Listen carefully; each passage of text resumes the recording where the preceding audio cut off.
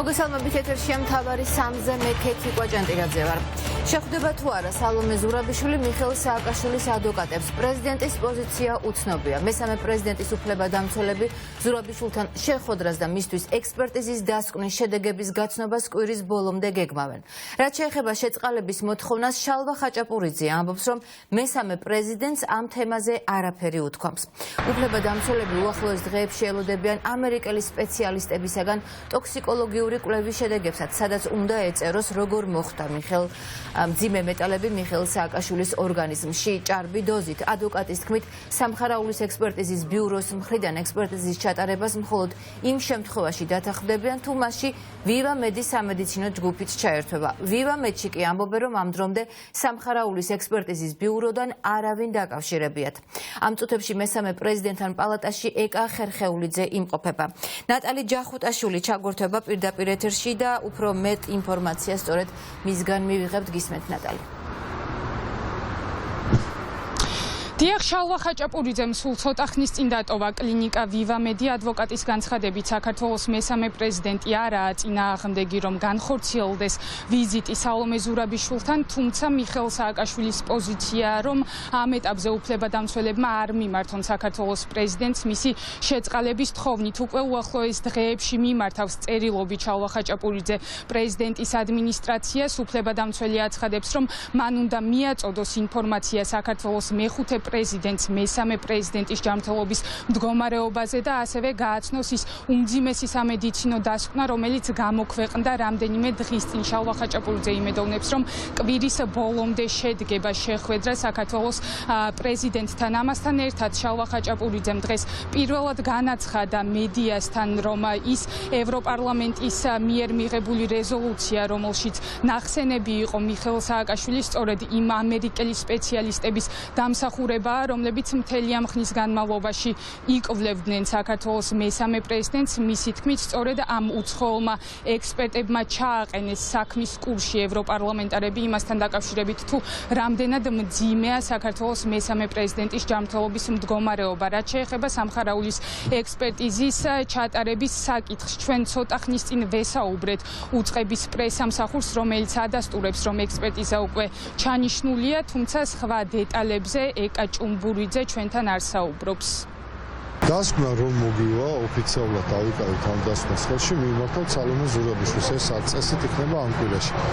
მოვითხოვ მე შეხვედრას, როგორც სააკაშვილის ადვოკატი, სადაც მას გავაცნობ და გადავცემ ამ საექსპერტო დასკვნას და შემდგომ იქნება საუბარი მის პატიმრობასთან დაკავშირებით. სააკაშვილის პოზიცია, რომ მიმართოს შეწყალებით, ესეთი რამ მას არაფერი არ იქნება საერთოდ მოისმინა და არანაირი კომენტარი არ.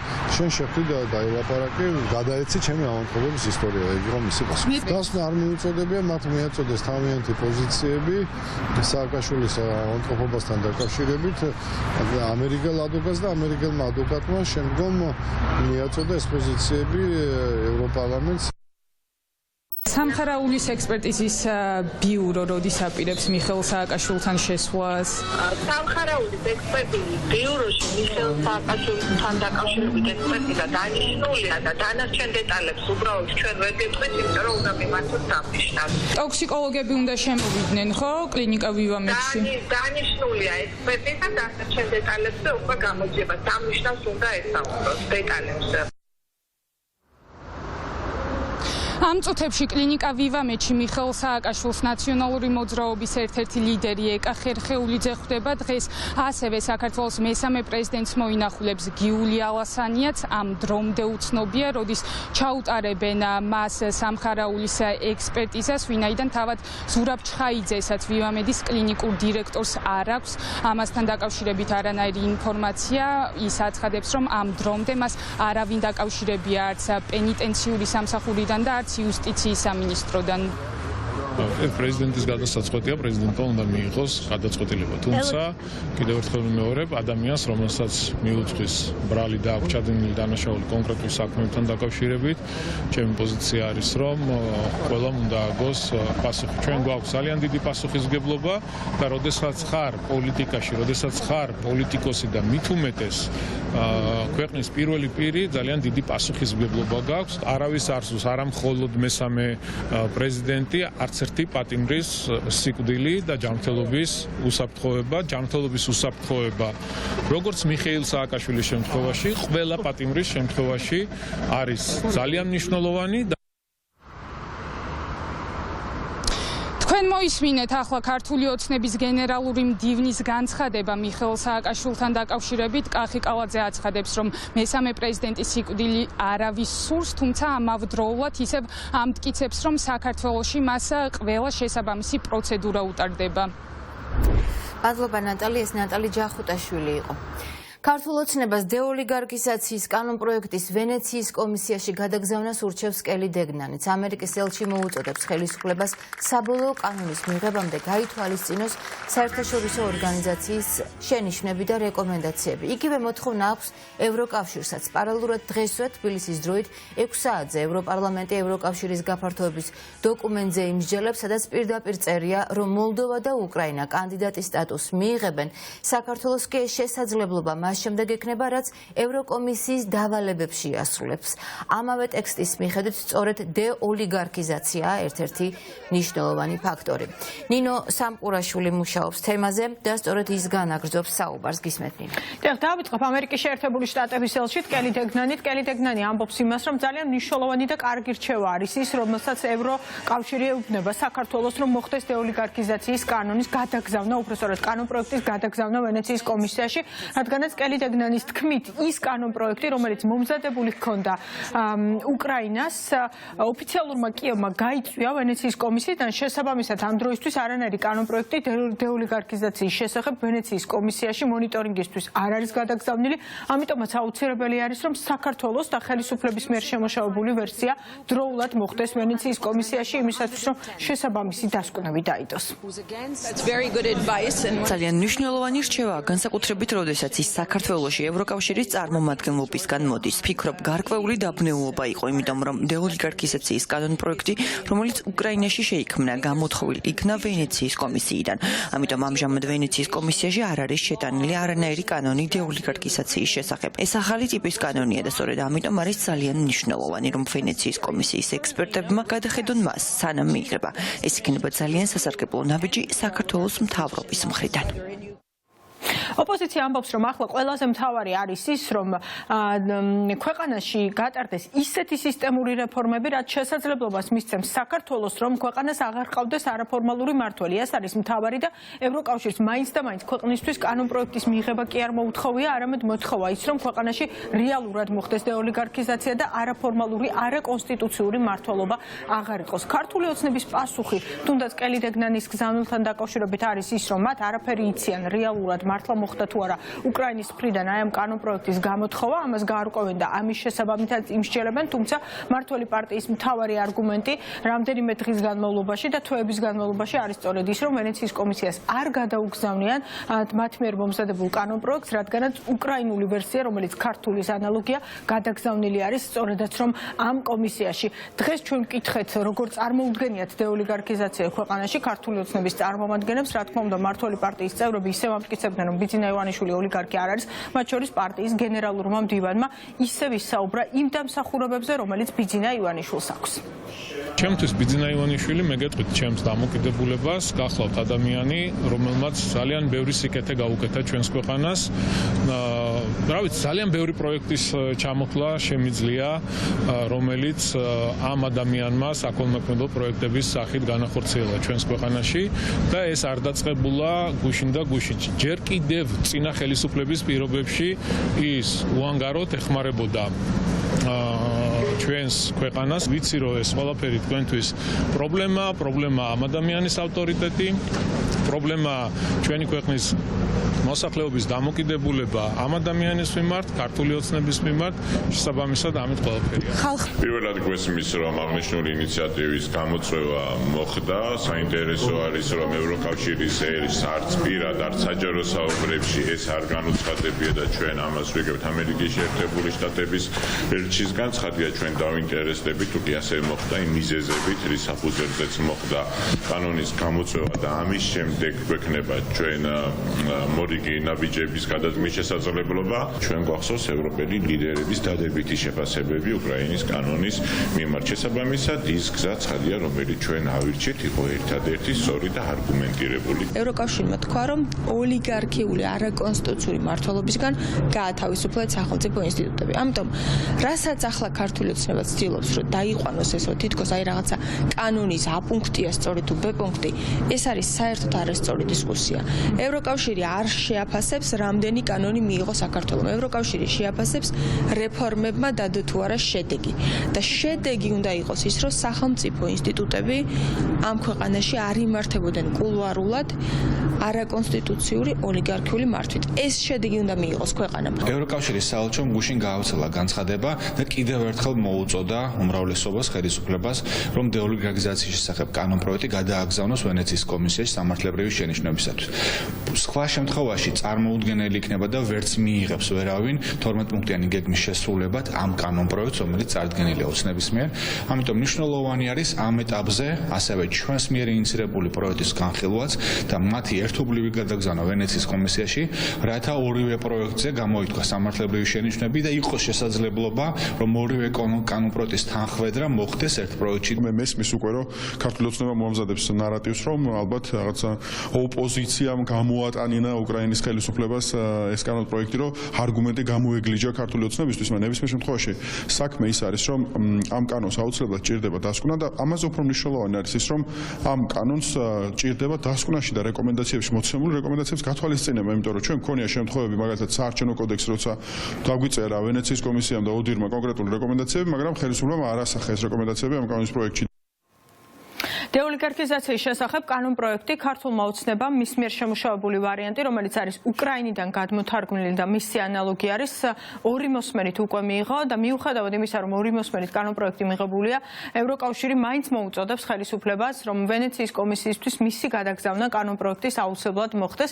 მმართველი პარტია აქამდე ამბობდა იმას, რომ უკრაინული ვერსია არის გადაგზავნილი და ამიტომ ქართული ვარიანტის და მისი ანალოგის გადაგზავნა საჭირო აღარ არის. ნახოთ ახლა უკვე მმართველი პარტია რა გადაწყვეტილებას მიიღებს მას შემდეგ, რაც უკვე ცნობილი გახდა, რომ ვენეციის კომისიიდან ოფიციალურმა კიევმა ეს კანონპროექტი გაიწვია. მადლობა ნინო, ეს ნინო სამყურაშვილი იყო და დეოლიგარქიზაციის კანონპროექტთან დაკავშირებით ამ წუთებში განცხადებას აკეთებს სტრატეგია აღმაშენებლის ლიდერი გიორგი ვაშაძის განცხადებას პირდაპირ ეთერში ვrtabთ. მოგესალმებით.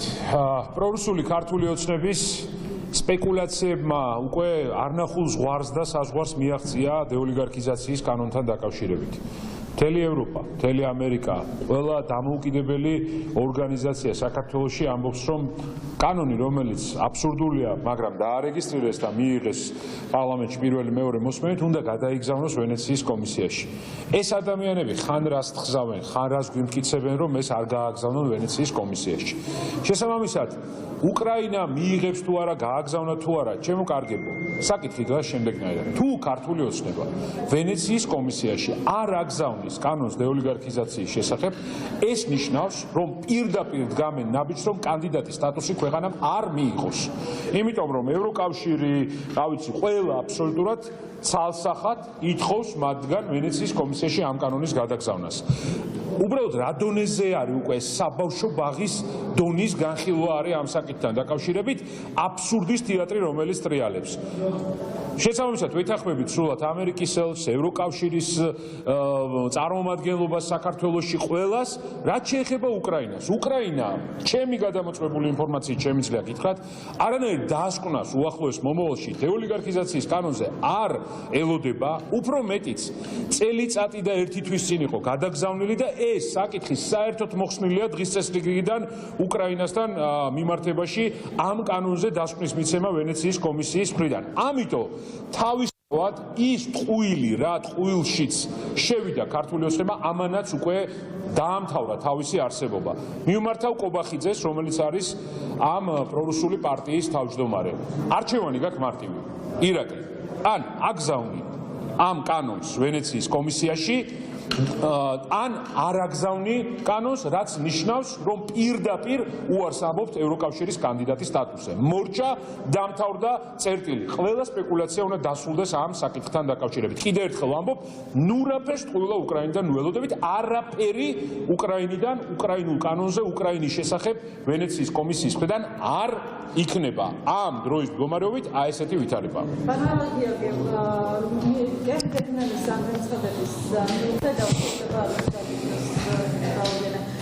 ვენეციის კომისიის გვერდზე ჯერ ინფორმაცია, რომ დასვლის მომზადების პროცესში არის უკრაინული კანონი. ეს ინფორმაცია თქვენ უსმენთ გიორგი ვაშაძეს დეოლიგარქიზაციის კანონთან დაკავშირებით ის მიმართავს ირაკლი კობახიძეს გადააგზავნოს კანონ პროექტი ვენეციის კომისიაში და გაითვალისწინოს საერთაშორისო პარტნიორების რეკომენდაციები. კენიის პრეზიდენტმა ივანიშვილის ოცნებას ტაბუ დაადო. უილიამ რუტის გადაწყვეტილებით კილიფის ოლქში საუკუნოვანი ხეების ამოთხრა შეჩერებულია. ბაობაბების ტრანსპორტირება შეკვეთილის დენდროლოგიური პარკისათვის შეჩერდა. კენიურმა სასამართლომ ხეების იმპორტის საქართველოში სანებართო ლიცენზიების არარსებობის და ბიომეკობრეობის საფრთხის მიზეზით აკრძალა. პრეზიდენტ რუტოს დირექტივა გამოძიების დასრულებამდე ძალაშია. ამოთხრილ 100-წლოვან ბაობაბებზე მთავარმა რამდენიმე რეპორტაჟი მოამზადა. ივანიშვილის პარკისთვის განკუთვნილი გიგანტური ხეების თემა ადგილობრივ მედიაშიც აქტუალურია. სანამ გარემოს დაცვის ეროვნული სააგენტო ნებართვას გასცემდა, კერძო კომპანიამ დაიწყო ბაობაბების ამოძირკვა. მე ხელთ მაქვს გარემოს დაცვის სააგენტოსგან გამოგზავნილი წერილი, რომელიც აუქმებს გარემოზე ზეგავლენისგან დაცვის ლიცენზიას, რომელიც კერძო კომპანიას ჰქონდა. შესაბამისად, მე დაუყოვნებლივ ვაცნობე კენიის ტყეების სამსახურს, გააუქმოს ბაობაბების ხეების ტრანსპორტირების უფლება, რომელიც გაცემული იყო, სანამ ამ საქმის დეტალური გამოძიება არ მოხდება. შესაბამისი ადმინისტრაციული ზომები უნდა გატარდეს იმ ოფიციალური პირების წინააღმდეგ, რომლებიც ლიცენზიების გაცემისას არ მიყვნენ სათანადო პროცესს. უნდა დადგინდეს აკმაყოფილებს თუ არა ეს პროცესი ბიომრავალფეროვნების კონვენციისა და ნაგოიას პროტოკოლის მოთხოვნებს. გარდა ამისა, უნდა მოხდეს კენიელებისთვის სამართლიანი სარგებლის გაზიარების ფორმულის ადეკვატური ავტორიზაცია და ეს პროცესი უნდა შეესაბამებოდეს მთავრობის გეგმას 15 მილიარდი ხის დარგვის შესახებ უახლოეს 10 წელიწადში. ქუთაისში ხალხის ფულს ხელისუფლება გაინაწილებს. ადგილობრივმა მთავრობამ მომდევნო წლის მთავარი ფინანსური დოკუმენტის განხილვა დაიწყო. 2023 წელს ქუთაისის ბიუჯეტი 85 მილიონ ლარზე მეტი იქნება, აქედან 39 მილიონზე მეტი საჯარო მომხელეების ხელფასებში დაიხარჯება. ოპოზიციაში ამბობენ, რომ მომდევნო წელს ქუთაისში მოსახლეობა კიდევ უფრო გაღარიბდება, მთავრობა კი კიდევ უფრო გამდიდრდება. რას ფიქრობს ხალხი და როგორია ოპოზიციის შეფასებები? ირაკლი ვაჩიბერაძე ჩაგვერთვება ამ თემით პირდაპირ ეთერში. კეთი ქუთაისში 2023 წლის ბიუჯეტის პროექტი ადგილობრივმა ხელისუფლებამ მუშაობა უკვე დაიწყო. აღნიშნული ფინანსური დოკუმენტის მიხედვით ირკვევა, რომ მომდევნო წელს საერთო ბიუჯეტის 45% საჯარო მოხელეების ხელფასებზე დაიხარჯება. სწორედ ამ ფაქტს მოსახლეობა აპროტესტებს, ისინი ამბობენ, რომ აღნიშნული ბიუჯეტის დამტკიცების შემთხვევაში ქუთაისში მძიმე სოციალური ფონი კიდევ უფრო გაუარესდება, გაღარიბებული ადამიანები გაღატაკდება, მთავრობა კი გამდიდრდება. ქართული ოცნების ქუთაისის საკრებულოს დეპუტატები საკითხზე არ საუბრობენ. ერთიან ნაციონალურ მოძრაობაში კი ამბობენ, რომ ისინი აღნიშნულ ფინანსურ დოკუმენტს მხარს არ დაუჭერენ, რადგან ის მოსახლეობის მოთხოვნებზე ორიენტირებული არ არის. ხუთცებულობისკენ და უმუშევარი ხალხი რო ხავთ, ბევრი იმათგან გაიხარდა. მთავრობაზე რა უნდა ილაპარაკო, ერთი სასაცილო და გასაცოდებული მთავრობაა, ყველაფრის მკადრებლები რო არიან. მოსახლეობა ახლა როგორ ცხოვრობს, რომელი გამოვიდა და გაიგო როგორ ცხოვრობს. ახლა აფთიაქიდან გამომდივარ, გაიაფებული წამლებიაო, გაიაფებული კი არა, გაძვირებული დამდა. რაც მეტი მდიდარია ხელისუფლება, მეტად ღატაკდება ხალხი და მოსახლეობა. რაც მეტი მილიონერი გვეყოლება, მეტად გაღარიბდება ხალხი. მოსაცილებელი მთავრობა ამარ არ დაადგათ საჭველი. თავისით მაგენი არ წავლიანდა. გაჭირებულად მასა საერთოდ ხალხის გაჭირებულია არაფერი არ აქვს ნორმალურად და ეს ჩინოვნიკები კი არიან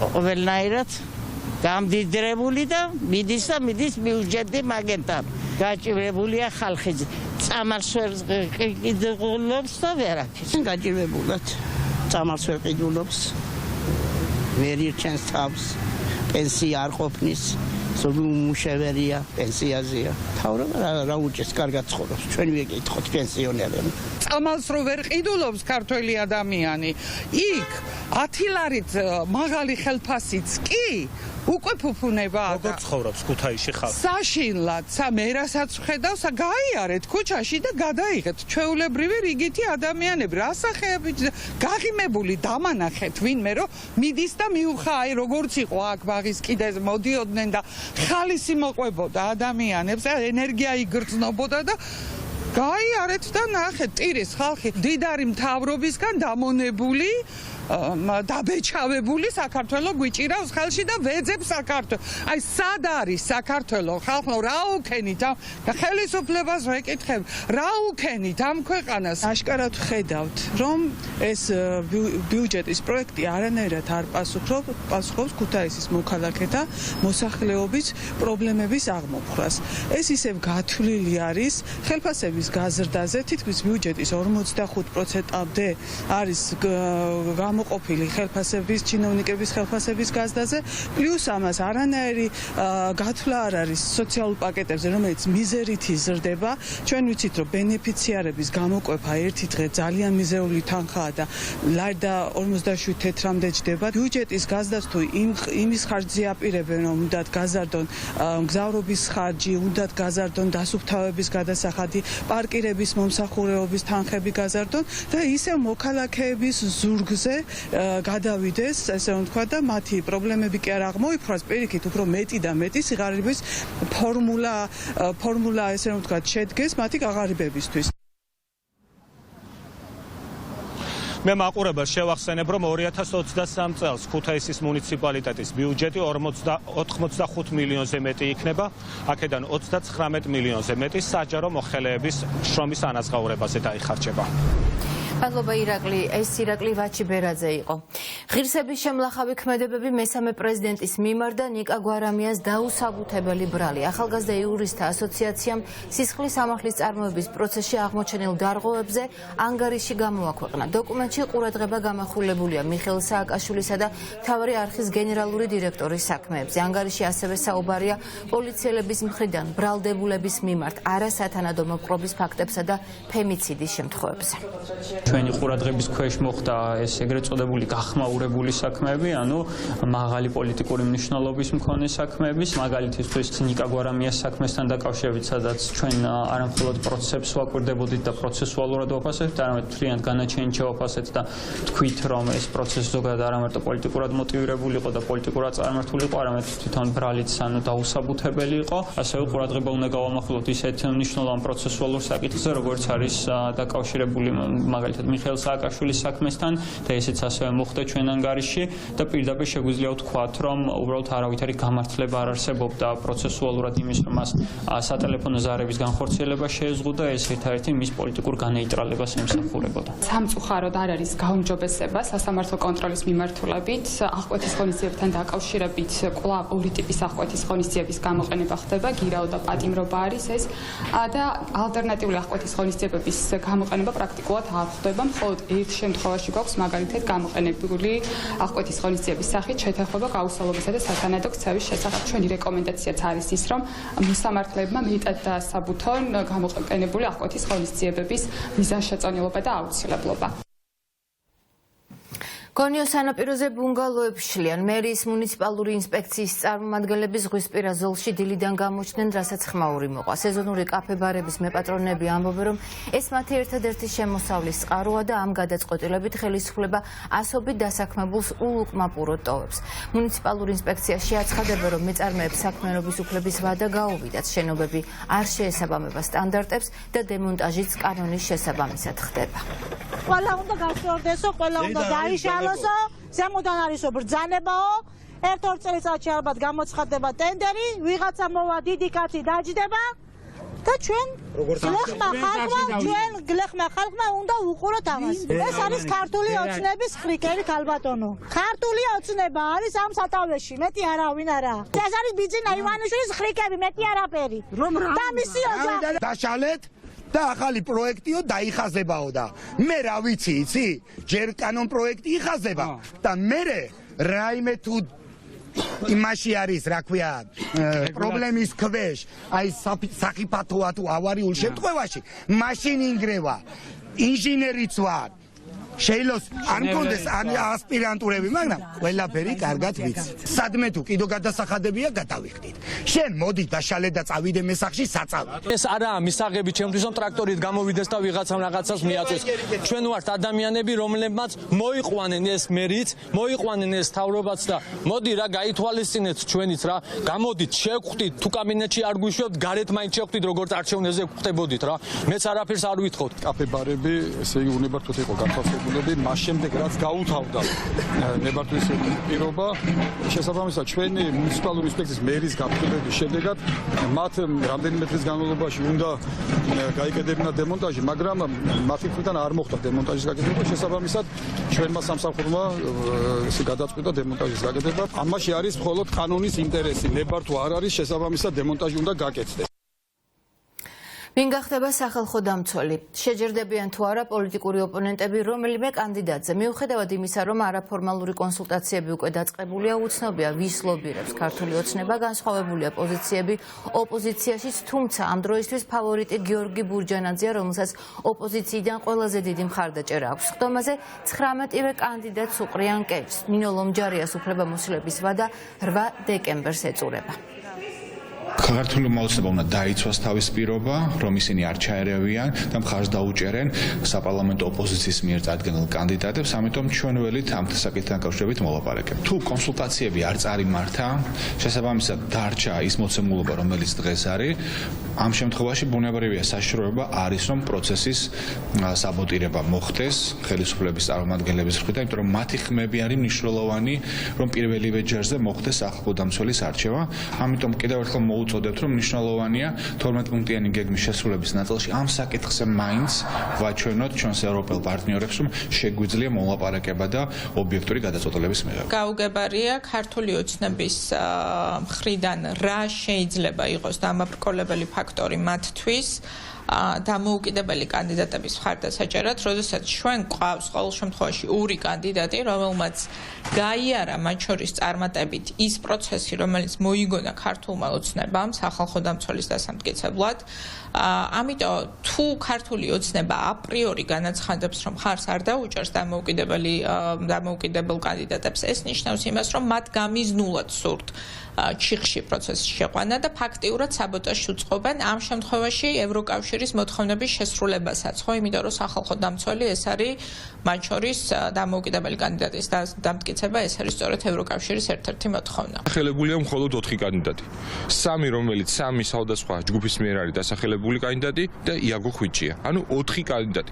დანარჩენი კანდიდატები დასახელებულები არიან როგორც მოქალაქეები ამბობდნენ, მხოლოდ C შესავსებად, ანუ 7-მდე შესავსებად, ანუ 19-ვე წარმოადგენს. ანუ ჩვენ ახლა ქართული ოცნება გთხოვს, რომ C შესავსებად უბრალოდ ფორმალურად წარმოდგენილი კანდიდატები, ვინც არიან გარდა ამ 4-ისა, ამათ დაუჭიროთ მხარე. დასტომას აზრი ექნება იმ შემთხვევაში, თუ ქართული ოცნება ყველანაირი პირობების გარეშე წამოვა ამ პროცესზე, მაგრამ ირაკლი კობახიძემ უკვე განაცხადა, რომ არასამთავრობო ორგანიზაციების დასახელებული კანდიდატი მათთვის მიუღებელია, ეს ნიშნავს, რომ ქართული ოცნებას თურმე თავის კანდიდატი ყოლია, არა და გვეუბნებოდნენ, რომ მისთვის მისაღები იყო ოპოზიციის დასახელებული კანდიდატი.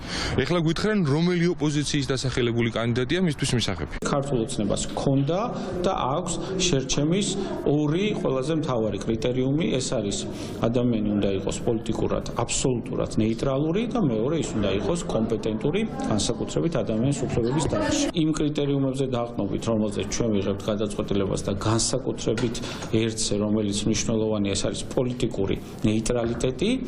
ეს წარმოდგენილი 3 კანდიდატურა მათი საჯარო გასაუბრებებიდანაც კი ნაცვლად გამოჩნდა, არათუ მათი წარსული პოზიციებიდან, რომ სამწუხაროდ მათ უჭირთ პოლიტიკური ნეიტრალიტეტის დაკავება.